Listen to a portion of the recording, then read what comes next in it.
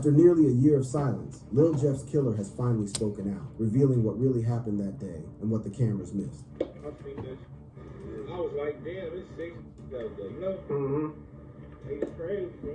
But here's what you probably didn't know. Someone tipped off Trap City Rob, and that heads up is the only reason he stood on business that day. So who really backdoored Lil Jeff? Was it someone from the Bloodhound gang? And why did the rest just stand there, watching him get shot multiple times without ever firing back? All of those questions and more finally get answered in the killer's long-awaited confession. Let's get into it. A shocking revelation. Let's do it, man. In an unexpected turn of events, Lil Jeff's alleged killer, Trap City Rob, shared his point of view about what really went down. It appears that Lil Jeff left Trap City Rob with only one option: stand on business. Now, if you're not familiar with the backstory, let me bring you up to speed. On June 8th, 2024, Bloodhound Lil Jeff, Q50, and one other dude were out standing on business. In surveillance footage that was later released, Lil Jeff and his squad were caught chasing down a rival gang member in the heart of Trap City. In the footage, you see Lil Jeff and his homies holed up in a black SUV waiting for their target. As soon as the target was spotted, Lil Jeff got out of the car and started chasing him down while letting out shots. The target, wearing bright yellow, still ain't do that shit. This stupid ass shit would have still been alive, straight into the porch of the next building in front of him. He was hit once in the chest, but he kept running for his life. I knew the Bloodhounds were bloodthirsty when I saw Lil Jeff wearing a black Nike hoodie and gray Nike joggers chasing his target straight onto the porch. For some reason, his homies did not go with him. They stood by their car while letting out shots at the car that dropped off the target. But this is where it gets interesting. The moment Lil Jeff approached the front porch, a dramatic turn of events unfolded. Bullets started popping out of the alley and gunshots filled the air. Lil Jeff was right in the middle of danger, and his homies were too far away to help. They watched him get dropped by someone from inside the house. From another perspective, you could hear a barrage of bullets, and Lil Jeff's homies at the black SUV do not seem to be ducking or hiding from these bullets. I believe these bullets were being shot at Lil Jeff while he was on the ground. This means all his friends were watching him get stood over. They probably only fired a few pointless rounds towards the house. So you telling me Lil Jeff had already... Y'all slide on the drill. Your mans get motherfucking, feel me, trying to be Superman. Leave y'all niggas. Ooh, get his ass smoked. And y'all niggas just watching him get shot is crazy, for y'all not supposed to be Superman too, for y'all niggas the Avengers, right? Y'all niggas supposed to be Superman, motherfucker. Y'all ass supposed to go to that crib and fire that bitch up, go inside, fire everybody up. Y'all are the Avengers.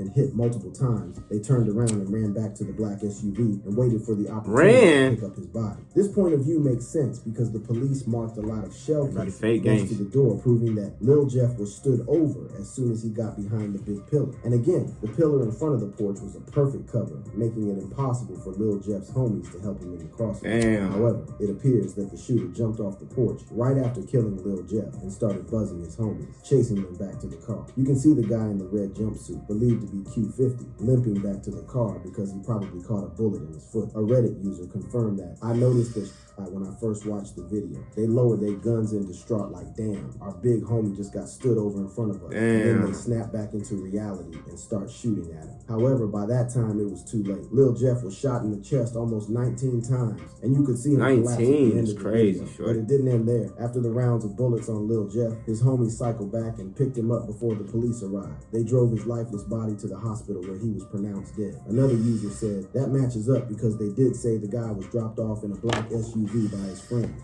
I just looked up the address where the hit went down on Google Maps, and it all makes sense. You can spot the silver Jeep parked opposite the black SUV. It was probably the camera from this house that captured the incident. When you pan the map a little, you will get the perfect view of the black SUV that served as the getaway ride. Although Trap City Rob has been very low-key about the hit, maintaining a low profile and keeping it cool, he finally confessed. His confession not only revealed him as the shooter, but also gave another perspective of the operation, painting a perfect picture that the surveillance footage failed to capture. In an interview with Block 2 Block, Lil Jeff's killer confessed that he saw 6 people chasing down his homeboy. Damn, okay. 6 people? So, is there anything about that case you want to clear up and just touch about it? Let's see that a whole different perspective.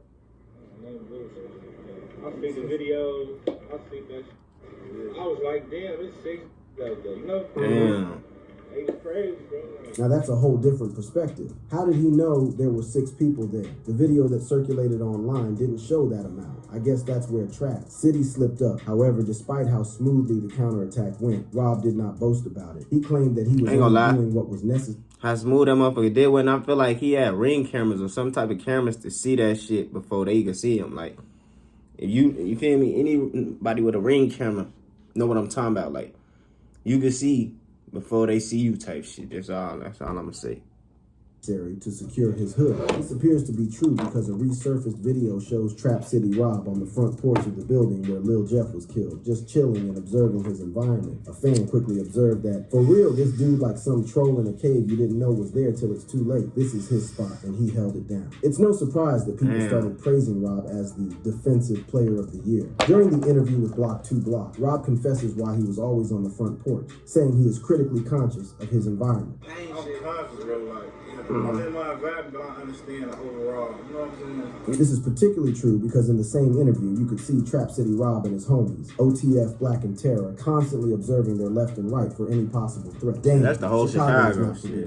Trap City Rob then went on to give a glimpse of his critical consciousness, revealing that drill rap is a plot against black people to fight themselves. Unfortunately, young black people have fallen for the bait, which is why they always run up on each other at the slightest inconvenience. The black man is very underdeveloped and undereducated in America, bro. Ooh, not me? No, just listen, bro. When it come to y'all niggas call me Unc, that's real Unc right there. Reasoning and people getting shot over shoes and that's not being emotionally intelligent. Trap City Rob's responses during the he got a head on the shoulder. Positive comments to the hood. One user commented, "Rob is what you call a grown man," and another quickly added, "These dudes are mature." Jeff was a little immature kid running up on some OGs. Jeff didn't think before he reacted. That's what separates a grown man from a little boy. OGs don't move the way Jeff did. OGs have rules and guidelines. The interviewer then reminded the trio about the viral meme on Reddit where Robert's face is photoshopped on Malcolm X's iconic photo with the caption, "Protect the Trap." The post suggests that Rob should run for president with the assurance that he would triumph in politics. Trap City Rob then acknowledged that he had seen the meme on Reddit, but he is not out to chase clout on the internet. Like the Goofy with them dreads. Nasdaq like Craig off of Friday.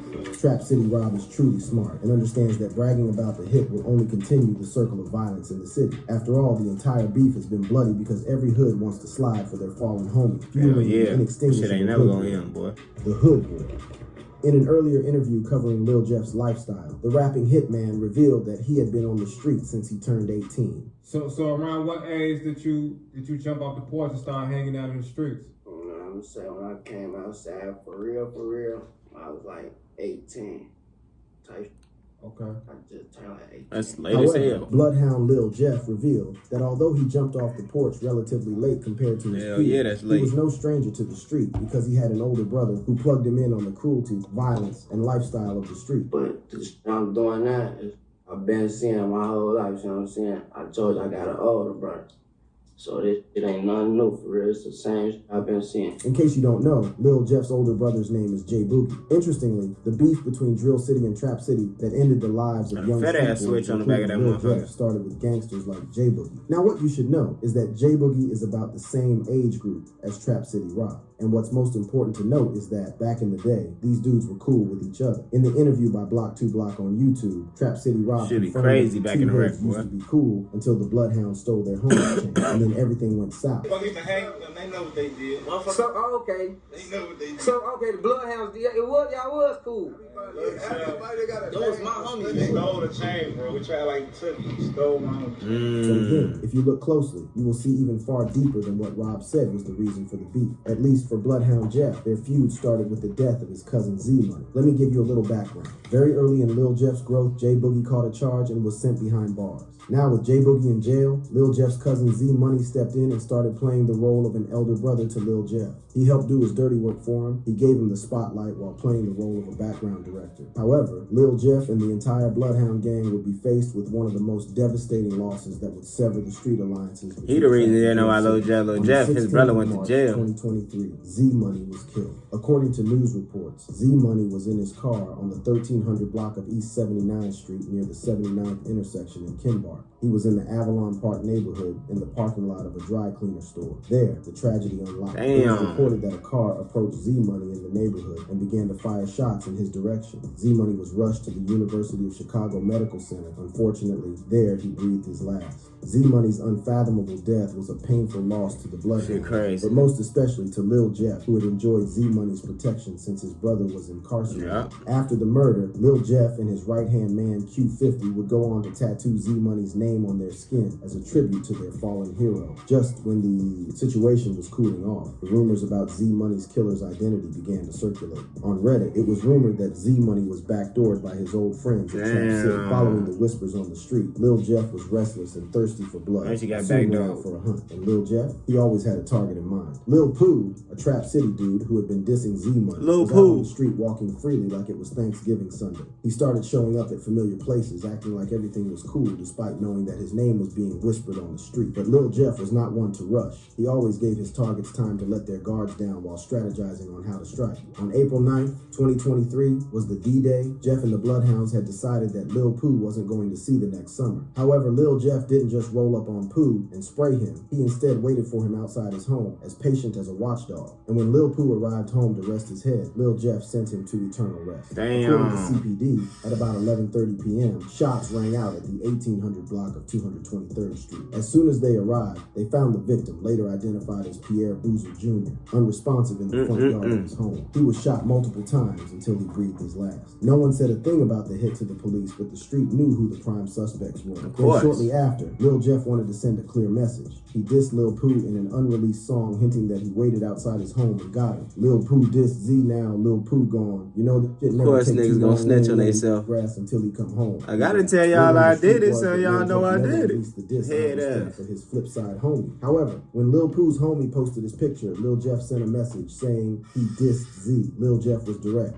No Z-Money disrespect can be tolerated. However, Bloodhound Lil Jeff did not just slide for Z-Money and went back to his shell. He had tasted blood and was craving more. Shortly after, Lil Jeff was out on the street again, chasing his ops to their early graves. One of the most popular moments Lil Jeff chased down ops was the murder of BKN, Lil Rob, and Monty, captured on camera. The tragic incident unfolded at the Innovations High School located in downtown Chicago in an area known as Loop. At about 12:30 noon, Lil Rob and BKN Monty were heading out of school for a lunch break towards Washington Street and Wabash Avenue. As busy as that location was, as soon as Monty and Lil Rob arrived, two cars pulled over and some armed men jumped out and began to let out normal shots, shit. killing It the don't make BKN sense. boys. Surveillance footage shows Lil Rob and Monty casually walking toward the elevator structure, completely oblivious of the terror ahead of them. If you look to the right, you will see the moment a dark-colored SUV pulled up from underneath the train tracks. One person pulled out of the car, approached the boy in a frenzy, and opened fire on them. As soon as the targets are hit, the shooter rushes back to the vehicle and takes off towards Wabash and South, then turns left on Madison and escapes. Although the surveillance footage captured only one vehicle pulled up for the hit, according to CPD Deputy Chief John, two cars pulled up and fired multiple shots at the teenage boys. Two of them motherfuckers. Two cars pulled up and a group of individuals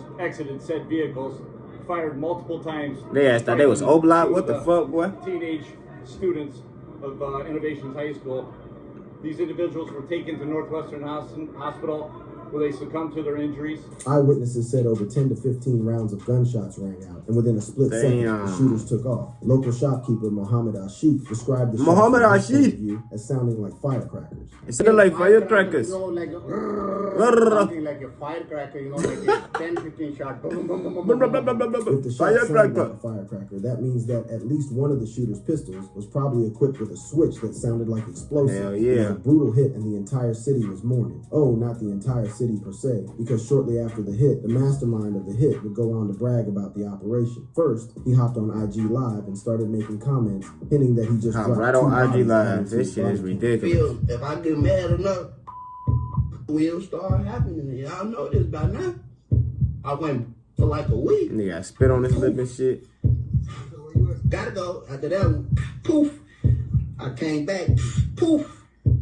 Lil Jeff was so cold that many fans of the drill wondered why he chased down Lil Rob and Monty with such precision. I'll tell you why. Back in the day, Lil Rob and Monty allegedly robbed Lil Jeff of his pieces of jewelry. As disrespectful as that was, the boys would hop on the internet to start a spree of trolling and disses directed at the Bloodhounds. The BKN boys bragged about the robbery and claimed the jewelry they got was fake. Tell the officer. He's talking about We got like 50K, damn! That fake AP they got. Lil Rob and Monty flexed about the bounty price and showed off two watches grabbed from the hit. Hilariously, one of the watches was a fake iced watch designed to look like an original AP timepiece. Almost immediately, a Reddit user noted that iced out watch had a GLD logo on the clasp. It's an online jewelry store that specializes in plated jewelry, aka fake. When the news hit the street, Lil Jeff hopped on IG Live claiming that nobody took anything from him by force. The boys wanted to take a look and ran off crazy. Noticing. On my dead grandmother head, if I'm lying, I'm down. God could come pull me out this car right now. I never took a dollar from nothing. Nigga said, let me take a picture, this, that, and that. I look up and then ran down. We all the way at the top of the staircase first time. Shortly after, a YouTuber, Word from the Trenches, would get Monty and some BKN members on his vlog where they repeatedly flexed the watches they stole and bragged about the operation. On the same vlog, Monty got a FaceTime call from Bloodhound Lil Jeff. In the intense conversation, Monty started by asking Lil Jeff where the J at, meaning where is that jewelry, then proceeded to show off the watch he stole from him. All the BKN boys did on that vlog was disrespect Lil Jeff and troll the entire Bloodhound. And Lil Jeff doesn't take disrespect. Almost a year after the hit, the Chicago Police Department hit a milestone in their investigation. Somebody that don't take disrespect. The first suspect was identified as Tommy Coleman, an affiliate of Lil Jeff and the Bloodhound. Tweaking, he was arrested on the 5,700 block of North Mason and hit with double murder charges. Then earlier this year, a second suspect was identified as 20-year-old James Allison, known on the street as J-Mo Bloodhound. Word on the street was that Lil Jeff was next on the line before his tragic death. It's no surprise that when the news began to circulate that Lil Jeff was killed by iTrap Rob, a fan declared he killed Lil Rob. Now he got by Big Rob. That is crazy. There's no way out of gang violence other than death. But here's a big question. Why did Reddit pin Lil Jeff's body on Trap City Rob? The aftermath of Lil Jeff's death. As soon as the news of Lil Jeff's death hit the streets, the city of Chicago was startled by a series of trolling on the Reddit community, with most of the disses directed at the Hood, allegedly responsible for sending Lil Jeff back to his maker to protect their own. As expected, the members of Chiricology, a subreddit for discussing Chicago drill culture, wasted no time identifying the killer. Discussions on Chiricology alleged that the shooter was none other than Trap City Rob. This is largely because Trap City Rob, or iTrap Rob, has been arrested several times at the apartment where the shots that took Lil Jeff out were fired. However, while some were identifying the shooters, others were to identify the faces of the guys Lil Jeff was on the drill. Remember the guy in the red jumpsuit? Fans identified him as Q50, and people started trolling for getting shot on the drill. However, Q50 denied being involved in the drill. Does it make it worse when there's like videos and people reacting to it? And they're trying to say you slipped and fell, and you saying I wasn't even there, right? I wasn't even there. Stop saying I was done. Well, Q50 stop saying I was there, nigga. You was there, nigga. Wrong. In the same light, the investigators identified the guy in the yellow shirt who Lil Jeff was chasing. That bright ass fucking orange red suit on. Events. It turned out that day was not the first time Lil Jeff chased down Trap City Glenn, because it was alleged that Lil Jeff once caught Glenn slipping at a store and fired 15 shots at him. However, Glenn always survived a Lil Jeff ambush. That's crazy. Then a resurfaced video shows Lil Jeff talking about the time he chased down Glenn at the store, confirming the rumors on the street. Yeah, I love it. Yeah, I love it. Yeah, stop. Too bad is it? Yeah. Damn. He get to see how. I'm glad that he can see y'all talk about him all day. Well, 15 shots could have killed Glenn, but Glenn survived. A fan quickly commented, "Damn, that gotta be blessed that far." I know, right? 15 shots, boy, it's crazy. Lil Jeff was bent on killing Glenn, and he was not going to give up after a trial. So he went out again. This time he was got. Shortly after the hit, despite denying the body, police documents show that Trap City Rob, Robert Coleman, was arrested in connection to the homicide. Authorities believe there was probable cause for the arrest of Trap City Rob because a witness identified and placed him at the crime scene where the shooting that killed Lil Jeff took place. According to the document, surveillance officers spotted Trap City Rob entering and leaving his apartment on S. Rhodes Avenue armed with a black firearm. It is important to mention that the surveillance officers were aware that Trap City Rob was a convicted felon, a gun offender who was not supposed to own a firearm at any point in time. The report says that when the police officer tried to get Trap City Rob under custody, Rob pulled away and refused to follow verbal instructions. He used dead weight. Motherfucker, so you tell me, motherfucker come through, I don't give no fuck about no felon, bitch. You, a nigga come through your crib shooting your shit up and you can't shoot back because you a felon? Get the fuck out of here, nigga. difficult for the rather be motherfucking judged by 12 than carried by 6. City Rob left the officer no choice but to employ control techniques, escort holds, and emergency takedown to get the arrestee in custody. During the struggle between Rob and the officer, a black-loaded firearm fell off Rob's thighs. At this point, Trap City Rob continued to resist arrest until another surveillance officer joined in and forced the cuffs on Rob's wrist. It was reported that because of Trap City Rob's body size and resistance, 2 handcuffs were used on him, which resulted in injuries on his right wrist. However, Trap City Rob's actions were not without consequences. According to the document, after being placed into the squad role, Coleman was transported directly to 2nd District lockup due to his actions and demeanor on scene. In a shocking turn of events, an investigation into Trap City Rob's involvement in the homicide failed to prove that Rob was the actual shooter. As a result, the murder charge labeled against him was dropped, but because he was caught with a gun as a convicted felon, the gun charge would stick and he would probably get some time in jail. However, following Trap City Rob's arrest, a series of reactions and rising controversies erupted on Reddit. One user commented, "I ain't well versed on Illinois self-defense laws, but it is insane to me that anybody would be charged." What I just say exactly? What the fuck, boy? Because they kept shooting him. Another user responded, "Ain't no self-defense for overkill. Probably a couple shots or so, but not 19." While the argument was centered around whether or not Lil Jeff's killer acted in self-defense, another Reddit user was concerned about dropping Rob's gun charge. The comment says, "Free is for that armed habitual he proved that day. Why made it a habit?" To be honest, most fans share the same perspective, which explains why Trap City Rob was praised for standing on business after the incident. It's almost like the entire case was solved on Reddit before CPD started their investigation. But here is a big question. Nigga, we in 2025. Trap City Rob's murder charge. That means the shooter is out. These niggas, who could that be? The feds, without even trying to be. Of a Reddit user, which I'd like to leave you with. I said Rob ain't pulling. The feds probably one of the easiest jobs of 2025. They're lying low and not publicly claiming it. If you enjoyed this video, click the card showing on your screen for more videos. Yeah, man. Like I said, the feds job too easy 2025, man. Internet already taking it over, shit. Motherfucking RIP Lil Jeff. All y'all niggas don't be no goofy like half of these niggas in this video. And shit, like I said, man, y'all niggas better have that mindset of motherfucker. Rather be judged by 12 than carried by 6, cause seem like the system don't give no fuck about us, man. Y'all niggas stay blessed. Don't be liking, man, and y'all get y'all some motherfucking money, man. Don't be no crash out of goofy. I'm out of this motherfucker.